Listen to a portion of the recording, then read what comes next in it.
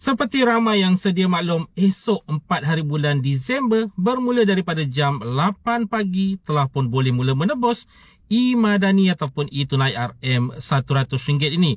Emi lihat ramai lagi yang masih keliru berkaitan dengan penggunaannya.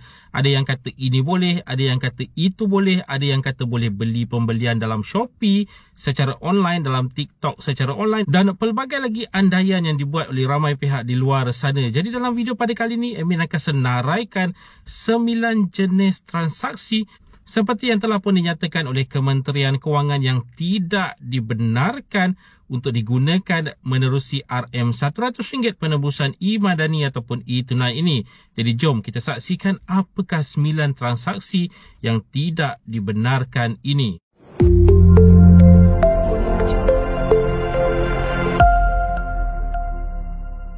Assalamualaikum, salam sejahtera. Jumpa lagi di channel Heruan AB. Okay guys, kepada mereka yang belum lagi subscribe ke channel ini, jangan lupa tekan pada butang subscribe, tekan juga pada butang loceng. Thank you guys. Jadi apakah 9 transaksi yang tidak dibenarkan menggunakan RM100 yang bakal ditebus menerusi e-Madani ataupun e-Tunai yang bermula daripada esok penebusannya bakal boleh dilakukan? Jom kita saksikan satu persatu. Ini adalah apa yang telah pun disenaraikan oleh Kementerian Kewangan. Okey, yang pertama seperti yang telah dinyatakan adalah pemindahan peer-to-peer. Okey, apakah yang dimaksudkan dengan pemindahan peer-to-peer ini? Okey, peer-to-peer ini bermaksud pemindahan daripada satu aplikasi kepada satu lagi aplikasi. Sebagai contoh, kita sedar ada 4 aplikasi yang dibenarkan. Jadi pindahan sebagai contoh daripada Touch and Go, setelah anda tebus dalam Touch and Go, anda mau pindahkan ke dalam Shopee Pay ataupun mau pindahkan ke dalam MAE, itu tidak dibenarkan setelah anda tebus dalam satu aplikasi yang dibenarkan. Sebagai contoh, esok anda menebus ke dalam Touch and Go dan wang itu telah pun dikreditkan ke dalam Touch and Go e-wallet anda, amount tersebut tidak boleh dipindahkan ke aplikasi yang lain. Ingat tu. Okay, itu yang pertama. Okay, yang kedua adalah penebusan tunai. Ini termasuk pemindahan wang tersebut ke dalam akaun bank dan sebagainya. Jadi RM100 ini anda tidak boleh keluarkan daripada e-wallet tersebut untuk dapatkan tunai. Jadi itu adalah kekangan yang kedua yang telah pun ditetapkan untuk penggunaan e-Madani ini. Okey, yang ketiga adalah bayaran bil utility terintegrasi dengan aplikasi e-dompet. Sebagai contoh, pembayaran bil air, bil TNB, Astro dan sebagainya. Ini tidak dibenarkan dilakukan menerusi aplikasi tersebut. Aplikasi di mana anda telah pun menebus RM100 e-Madani ini untuk membuat pembayaran bil-bil tersebut menggunakan e-wallet. Tapi kalau katakanlah di 7E, di Petronas, ini juga bergantung kepada mereka, adakah mereka menerima pembayaran secara QR code menerusi e-wallet atau mereka hanya menerima pembayaran secara tunai. Kerana kebiasaannya untuk pembayaran bil utility ini di Petronas, di 7E, mereka hanya menerima pembayaran secara tunai.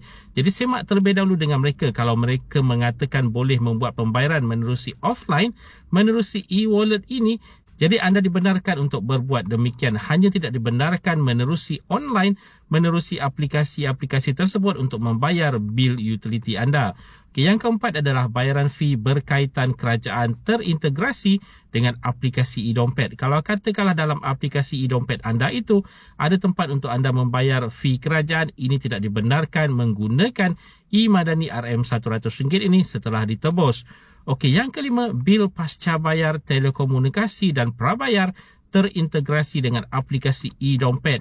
Okey, untuk pembayaran, kalau anda nak bayar bil telefon anda menggunakan e-dompet yang mana anda telah pun menebus RM100 e-Madani ini, itu tidak dibenarkan. Jadi persoalannya sekarang ini, kalau anda nak buat pembayaran bil tersebut untuk telefon ataupun membeli prepaid, kalau katakanlah di 7E, di Petronas sebagai contohnya, persoalannya timbul sekali lagi, adakah mereka menerima pembayaran secara e-wallet ataupun tidak? Kalau mereka menerima pembayaran secara e-wallet, jadi anda dibenarkan untuk berbuat demikian. Kerana kebiasaannya untuk pembayaran pasca bayar ataupun pembelian top up di 7E ataupun Petronas ataupun di mana-mana tempat, kebiasaannya mereka hanya menerima pembayaran secara tunai. Jadi semak terlebih dahulu. Okey, yang keenam, pembelian permainan ataupun dalam kurungan games terintegrasi dengan aplikasi e-dompet. Ya, ini juga tidak dibenarkan. Ramai juga yang bertanya kepada admin, adakah dibenarkan untuk membeli online game sebagai contohnya menerusi aplikasi di mana anda telah pun menebus RM100 tersebut. Itu tidak dibenarkan. Yang seterusnya, yang ketujuh, bayaran tempat letak kereta dan atau tol. Ingat tu, bayaran tempat letak kereta sebagai contoh. Sekarang ini kalau anda nak masuk ke mall sebagai contoh, pembayaran adalah secara cashless. Jadi adakah dibenarkan menggunakan e-wallet ini setelah anda menebus RM100 ke dalam e-wallet tersebut? Itu tidak dibenarkan. Begitu juga dengan pembayaran tol. Ingat tu. Yang ke-8, aktiviti berkaitan pelaburan terintegrasi dengan aplikasi e-dompet. Sebagai contoh, dalam Touch and Go, anda sedar anda boleh membuat pelaburan dalam Touch and Go tersebut. Jadi RM100 ini tidak dibenarkan untuk anda membuat pelaburan dalam aplikasi tersebut. Dan terakhir, transaksi e-dagang atau transaksi dalam talian. Sebagai contoh, kalau katakanlah anda nak melabur dalam forex, itu tidak dibenarkan menggunakan RM100 ini secara online. Dan tertera di situ juga transaksi dalam talian. Ini adalah meliputi kesemua transaksi secara dalam talian. Sebagai contoh, pembelian barang di Shopee, pembelian barang di TikTok dan sebagainya, anda tak boleh menggunakan RM100 e-Madani ini. Ada juga yang bertanya bagaimana kalau kita membeli barang di Shopee dan kemudian pembayaran itu dilakukan di 7E, adakah boleh menggunakan RM100 daripada e-wallet ini, daripada e-Madani ini? Jawapannya adalah tidak boleh juga. Jadi harus diingatkan, segala pembelian secara dalam talian tidak dibenarkan menggunakan e-Madani RM100 ini. Jadi jelaskan di situ berkaitan dengan 9 perkara yang tidak dibenarkan untuk menggunakan e-Madani RM100 ini setelah anda menebus ke dalam aplikasi-aplikasi yang dibenarkan. Harus diingatkan ada 4 aplikasi. Anda hanya perlu pilih salah satu saja, iaitu yang pertama MAE, kita ada Shopee Pay, Touch and Go dan yang terakhir adalah Settle.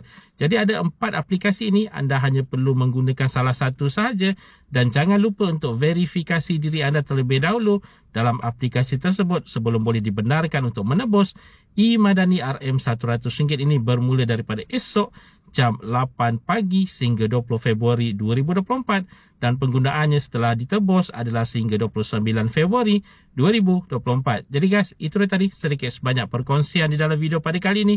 Jika anda ada sebarang komen, sebarang pertanyaan, anda boleh tinggalkan di ruangan komen di bawah.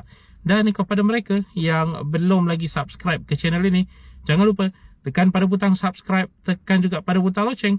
InsyaAllah kita berjumpa lagi di video yang akan datang. Stay safe, stay healthy. Assalamualaikum.